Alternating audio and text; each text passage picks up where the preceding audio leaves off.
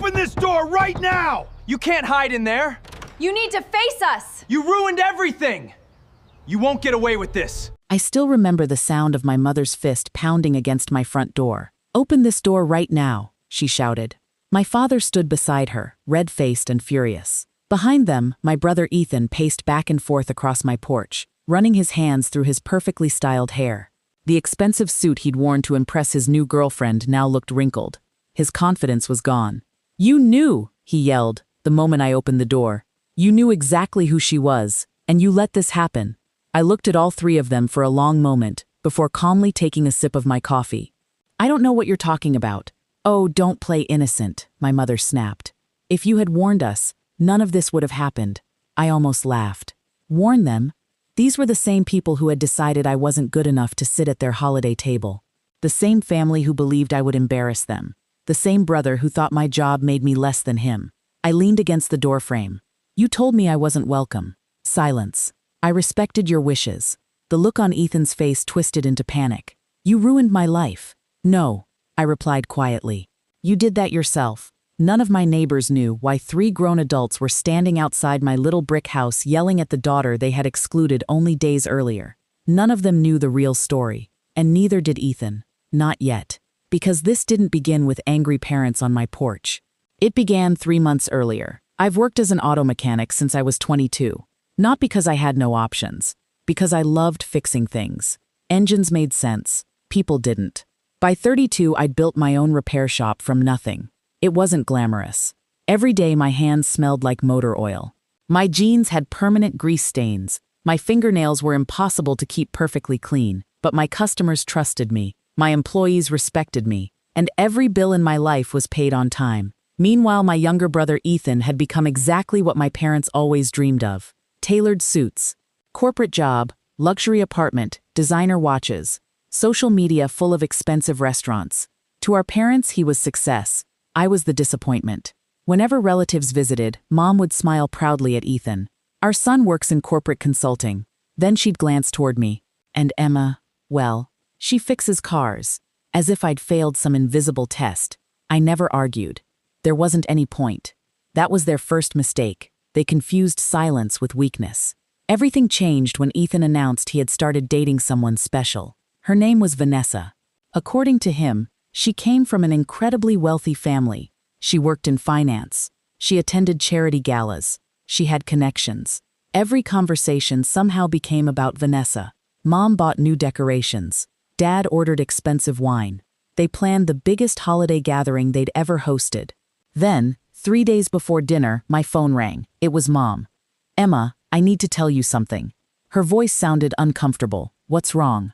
"There isn't enough room this year." I frowned. "Our dining table seats 14. "Well," she hesitated. "Ethan thinks it might be better if you skipped this one." I waited. He doesn't want Vanessa getting the wrong impression. The wrong impression of what? Another long silence. Finally she whispered, "He said your blue-collar job might embarrass him." For a second, I genuinely thought I'd misheard. "He said what?" "He just wants everything to go perfectly." I stared out my garage window where one of my technicians was laughing while helping an elderly customer. Mom kept talking. "You understand, don't you?" I closed my eyes. "Sure. You're not upset?" "No. I knew you'd be mature." I hung up, then quietly went back to work. No tears, no screaming, no dramatic speech, just work. Nobody knew the tiny detail I'd noticed during Ethan's excited stories about Vanessa. Remember that detail. It matters later. About 2 weeks before the holiday dinner, Ethan had proudly shown everyone pictures from a charity fundraiser. One photo caught my attention. Not because of Vanessa, because of the logo on the backdrop behind her. I recognized it immediately. Years ago, I'd repaired several company vehicles for a large regional manufacturing business. The owner had become one of my biggest customers. His daughter occasionally stopped by the shop. She was kind, funny, down to earth. Her name was Vanessa. The same Vanessa. Except, the woman standing beside Ethan wasn't her. I didn't say anything. Maybe there were 2 women with the same name. Maybe I was mistaken. I let it go. Or so everyone thought.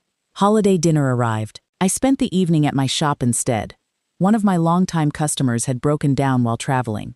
I stayed late helping her family get back on the road. They insisted I join their holiday meal afterward. We laughed, shared homemade pie, played cards. For the first time in years, I didn't miss my family. Then my phone buzzed. It was Greg, the owner of that manufacturing company. "Merry Christmas, Emma." "Merry Christmas," he laughed. "You'll never believe what my daughter told me." "What happened?" "Apparently some guy has been introducing another woman as her." I nearly dropped my fork. "What?" "Someone stole photos from her social media and has been pretending online they're dating." I slowly sat back. What was the man's name? Ethan. Everything suddenly clicked. This is where everything changed. The woman my brother brought home wasn't wealthy. She wasn't in finance. She wasn't connected. She was someone he'd met online. Together they'd built an entire fake life. Fake vacations using edited photos. Fake luxury experiences. Fake business connections. And somehow, she'd agreed to pretend she was the wealthy Vanessa. Why? Because Ethan had promised eventually she'd fit in with high society. The real Vanessa had already hired attorneys, identity fraud, defamation, unauthorized use of photographs. The investigation was moving quickly. Greg asked one question. "You know this guy?" I looked out the window. Unfortunately, 3 days later, the truth exploded. The real Vanessa publicly posted evidence. Screenshots, original photographs, messages, timestamps, everything. Within hours, the fake accounts disappeared. Friends started asking questions. Coworkers recognized the story. Ethan's company launched an internal investigation after discovering he'd lied to clients about his personal connections. His girlfriend vanished, completely.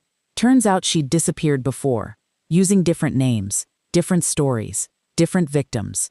Ethan had built his entire future around a fantasy, and now everyone knew. They had no idea what was coming. Which brings us back to my front porch. Mom folded her arms. "You could have warned us." "I wasn't invited," Dad sighed. "We're still family," I nodded. Funny, when Ethan thought I was embarrassing, nobody mentioned family. Nobody answered. Ethan stepped forward. "You recognized her." "I thought she looked familiar." "You let me make a fool of myself." "No, you asked me to stay away. You made that choice."